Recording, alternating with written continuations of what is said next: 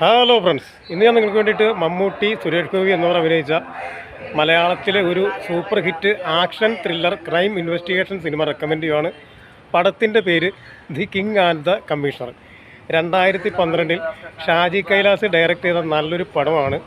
മമ്മൂട്ടിയെ കൂടാതെ ഇതിൻ്റെ സപ്പോർട്ടിംഗ് കാസ്റ്റായിട്ട് അഭിനയിച്ചിരിക്കുന്നത് സഞ്ജന ഗൽറാണി, സമൃത സുനിൽ, സലിം കുമാർ, നെടുമുടി വേണു, കൂടാതെ മോഹൻ ആകാശ് എന്നിവരൊക്കെയാണ്.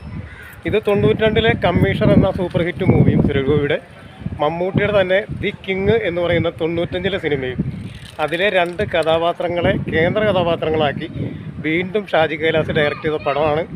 ഇതിൻ്റെ IMDb റേറ്റിംഗ് 3.10 ആണ് ഔട്ട് ഓഫ് 10. അത് 2012 സിനിമ ആയതുകൊണ്ടാണ്.